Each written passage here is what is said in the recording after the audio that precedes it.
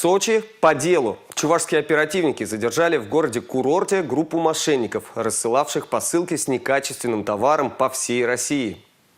Как людей убеждали купить кота в мешке и почему доверять подобным продавцам себе дороже, в сюжете пресс-службы МВД.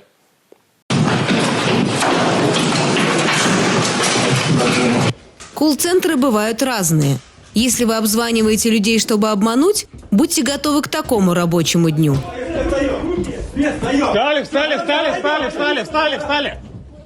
Встали!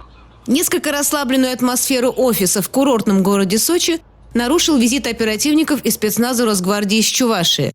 Но администратор и работники пока ведут себя так, словно не знают, чем обязаны вниманию правоохранительных органов. Люди оставляют заявки. Где? На интернет-сайте. И уже принимаем заявки, обзваниваем, и кто соглашается, отправляют товар. Обзванивает кто?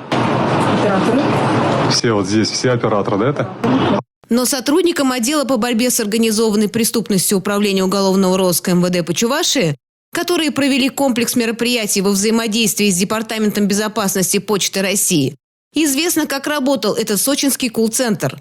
К примеру, жительницы Чебоксар предложили выбрать в подарок за накопленные бонусы и небольшую доплату крутой робот-пылесос, а прислали непонятно что.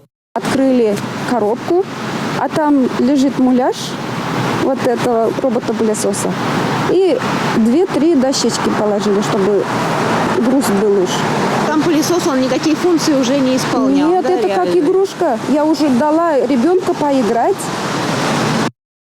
Пылесос, во-первых, по габаритам больше, во-вторых, у него имеется вот эта передняя панель, здесь она просто симулирована, имеются щетки муляжи, и фактически это является либо муляжом, либо обычной игрушкой.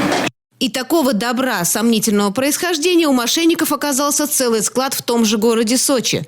В ходе обыска оперативники, следователи и эксперты из МВД по Чувашии изъяли здесь большое количество отпаривателей, роботов-пылесосов, радаров, массажеров, смарт-часов и другой техники. Помещение складское чье? Именно вот это вот? Да. Это семейное наше. Я понял. Кто занимается этим складским помещением?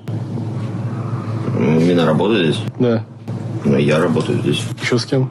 С товарищем. Качество любого из товаров абсолютно не соответствовало тому, что по телефону обещали клиентам операторы колл-центра. Для последних были разработаны инструкции, как разговаривать с покупателями и убедить забрать почтовое отправление.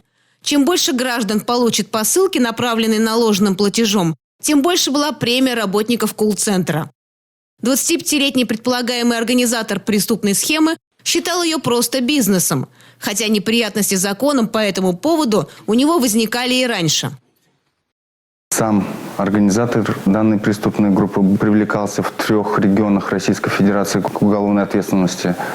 Получается, на стадии расследования уголовного дела он примирялся с потерпевшей стороной, и уголовное дело прекращалось в связи с примирением сторон. Поэтому посылки из Сочи с котами в мешке разлетались по всей России. Участникам группы помогала работница почты, которая в нарушении правил принимала и отправляла бандероли от имени подставных лиц, так называемых дропов.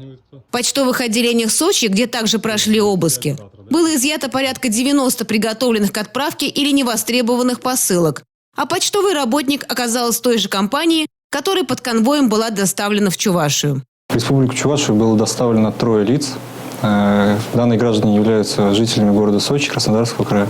В отношении данных граждан возбуждено уголовное дело по признакам состава преступления, предусмотренного частью 2 статьи 159 Уголовного кодекса Российской Федерации, а именно мошенничество, совершенное группой лиц по предварительному сговору. Уже известно не менее чем о 10 потерпевших только в Чувашии, каждому из которых был причинен ущерб порядка 6 тысяч рублей. Расследование уголовного дела продолжается. 3 его основных фигурантов арестованы и находятся в следственном изоляторе.